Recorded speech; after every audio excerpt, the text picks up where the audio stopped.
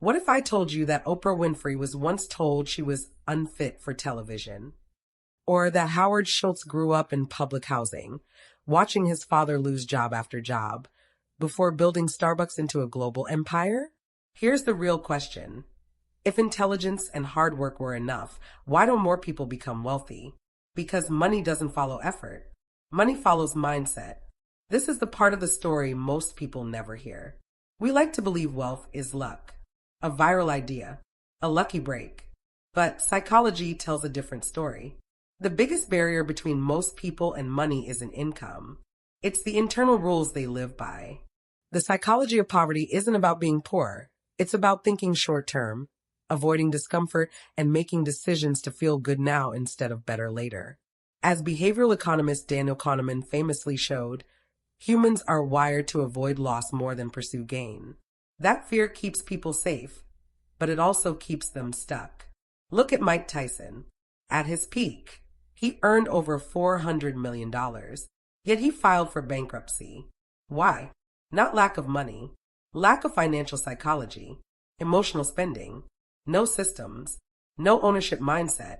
Contrast that with Warren Buffett, who still lives in the same modest house he bought in 1958. Buffett once said, "Do not save what is left after spending, but spend what is left after saving." That one sentence separates consumption thinkers from ownership thinkers. And that's the shift. Ownership. Every major fortune begins when someone stops thinking like an employee and starts thinking like an owner. Owners ask different questions. Not how much do I make, but what do I control? Not how do I get paid, but how does this scale? Jeff Bezos didn't build Amazon by selling books harder than anyone else. He built it by obsessing over systems, leverage, and long-term advantage. He famously said, "I'm willing to be misunderstood for long periods of time." That's not confidence. That's delayed reward psychology. Delayed reward is where most people fail. Gen Z and millennials live in a world engineered for instant gratification. One-click buying, same-day delivery, dopamine on demand. But every billionaire story is rooted in the opposite behavior, postponing pleasure. Sarah Blakely, founder of Spanx, spent years being rejected by manufacturers, living on a tight budget, and refining her product before a single major success. She once said, "Failure is not the outcome. Failure is not trying." That mindset allowed her to tolerate discomfort longer than most people ever will. And let's talk about risk, real risk, not reckless gambling. People assume the wealthy are fearless. They're not. They're calculated. Ray Dalio built Bridgewater Associates by turning mistakes into data. His entire philosophy is built on radical transparency and learning from pain. Dalio says, pain plus reflection equals progress.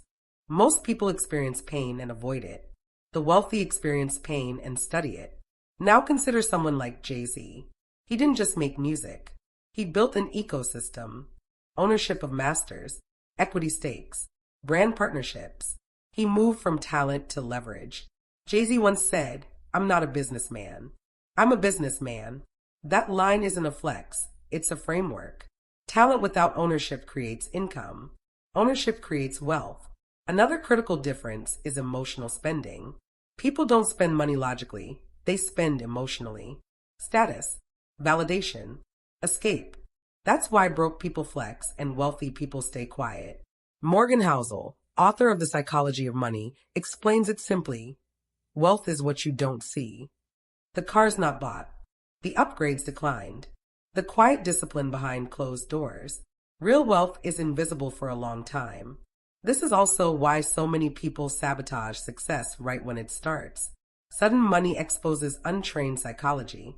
Athletes, lottery winners, viral creators, many end up back where they started. Not because the opportunity failed, but because their identity couldn't hold the result. Your income rarely outgrows your self-image. So, what are the real lessons behind every fortune? First, learn the game before you play it. Money has rules. Cash flow, equity, leverage, compounding. Ignorance is expensive. Second, stop emotional spending. Every dollar you spend is a vote for the life you're building or the life you're escaping. Third, embrace discomfort. The ability to sit alone, think long term, and delayed gratification is a superpower in a distracted world.